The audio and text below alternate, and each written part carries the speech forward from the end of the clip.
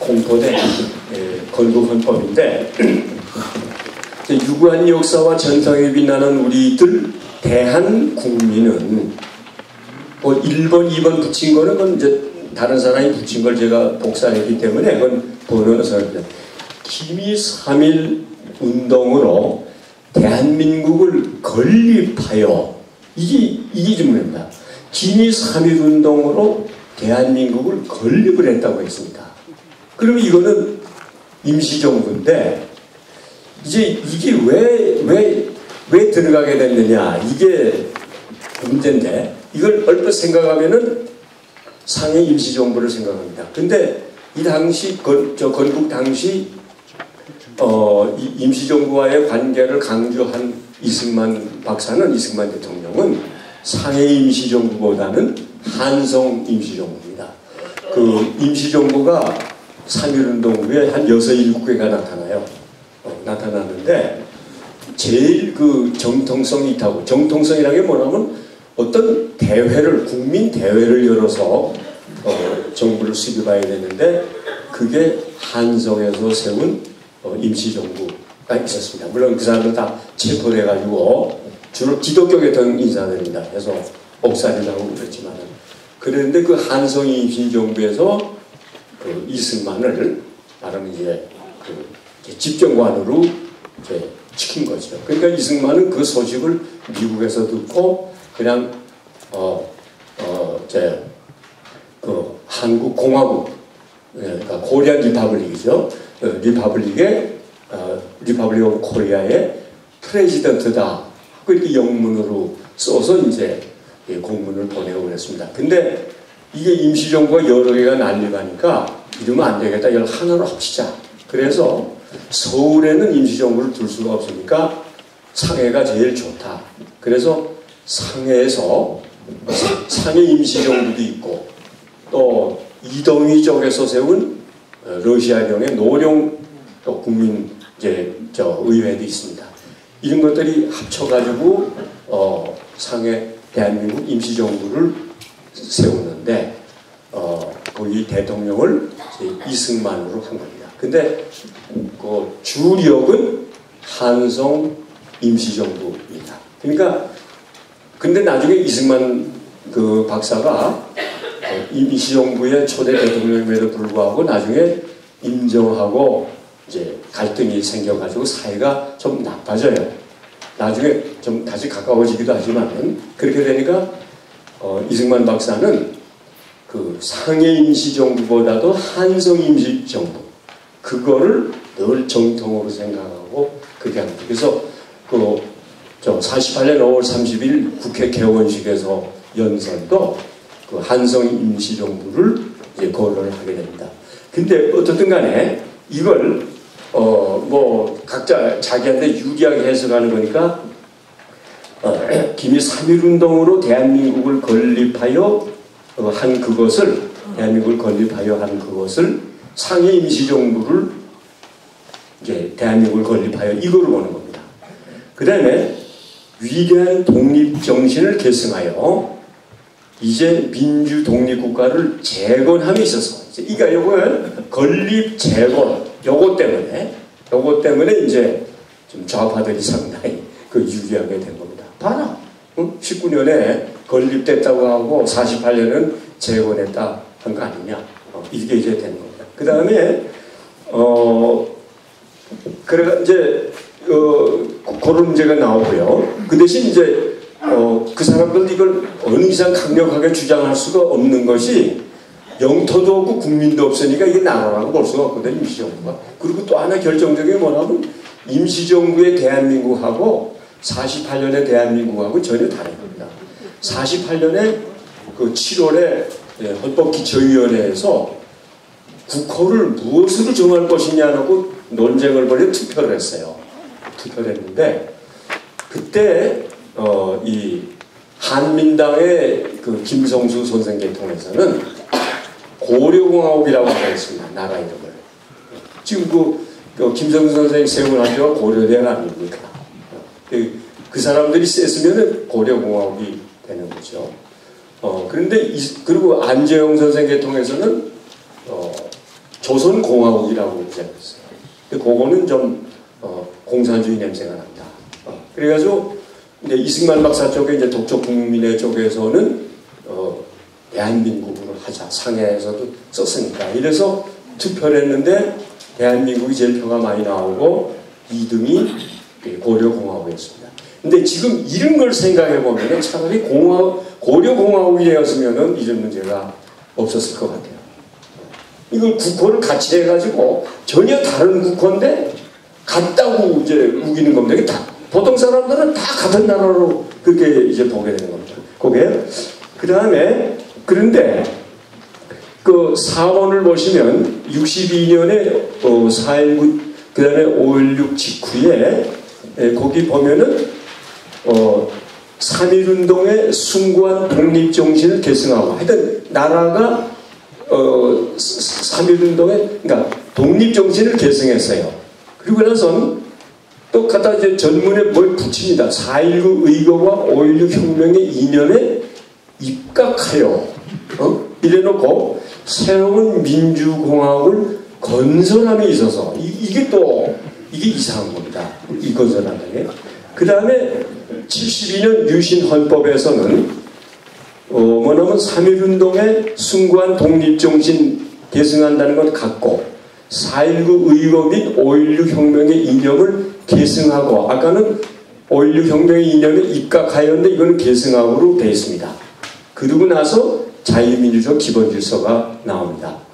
그 다음에 이제 그 6번 80년 그때는 그 앞에 거와 변함이 없습니다. 문제는 7번 87년의 6.29 선언 이후에 이제 개정된 헌법전문 현행 현법 이게 문제입니다.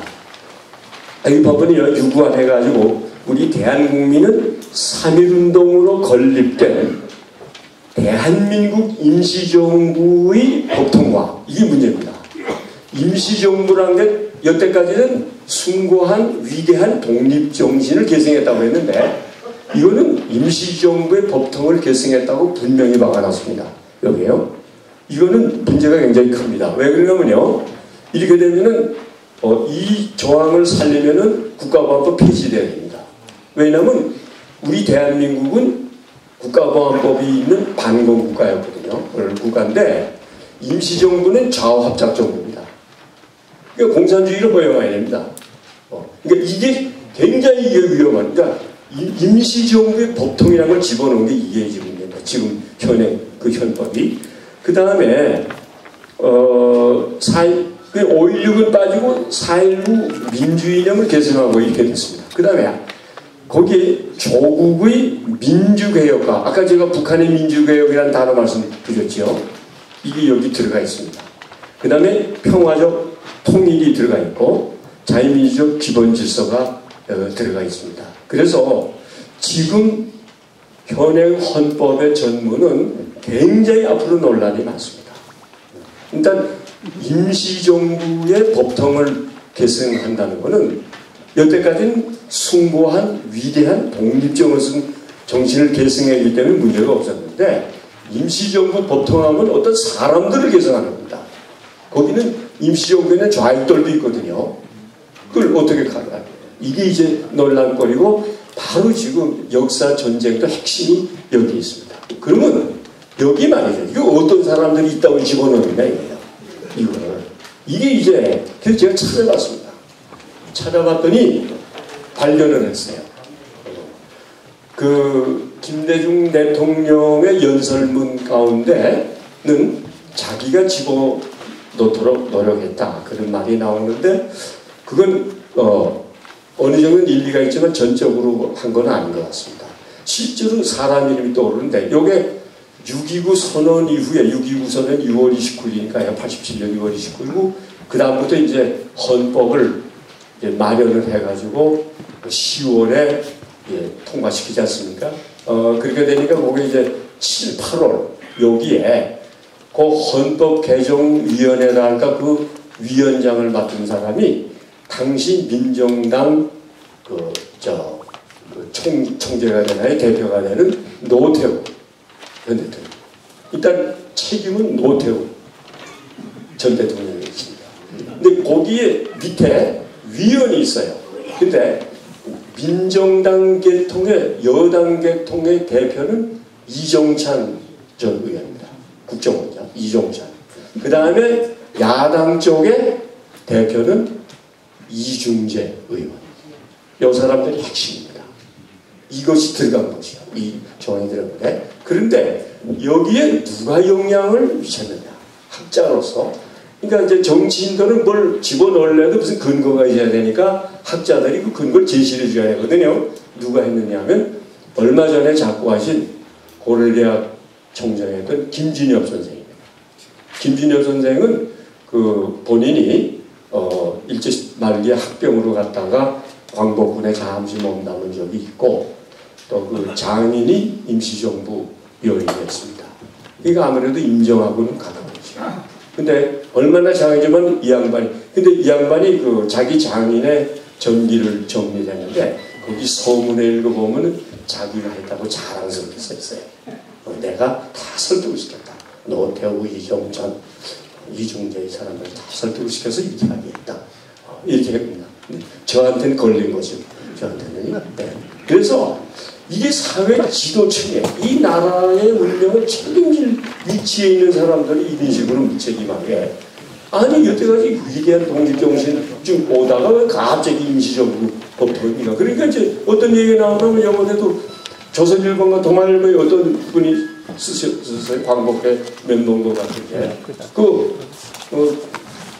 국군의 날은 10월 1일이 아니라 광복군 창립일로 하겠다. 이게 막 갖다 붙이는 겁니다. 이게 말이죠. 그렇게 되니까 이렇게 되면 어떻게 되냐면요. 1919년 건국 설이죠. 설에 지나지 않지만 그게 하여튼 현실적으로 존재한다고. 근데 48년 나라가 건국이 됐고 이 두 개가 어정쩡해요.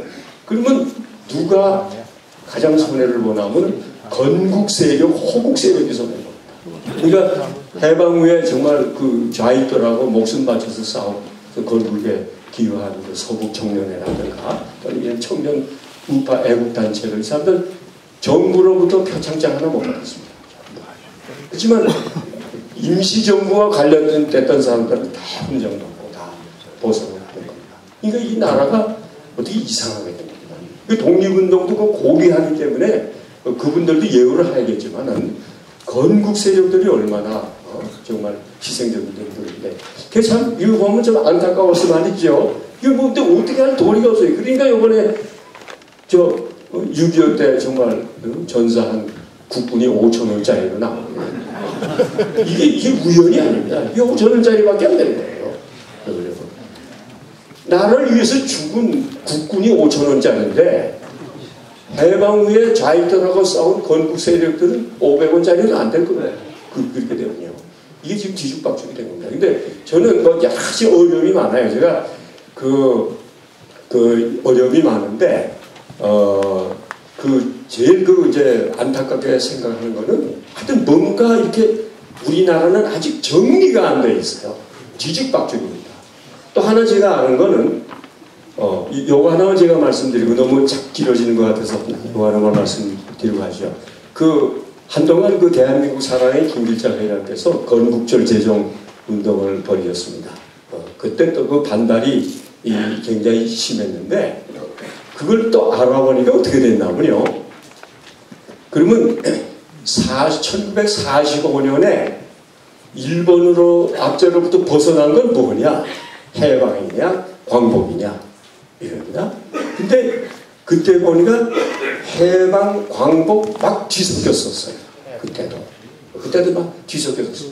근데 그 당시 지도자들 보면 이승만, 김구 이런 분들 보면은 광복이라는 거는 이제 나라가 섰을 때 주권을 완전히 회복했을 때 광복이라고 많이 생각하시는 것 같아요. 근데 일반은 해방하고 막 또 뒤섞여 쓰고요. 그런데 뒤섞였으니까 이제 이승만 대통령이 48년에 취임을 했잖아요.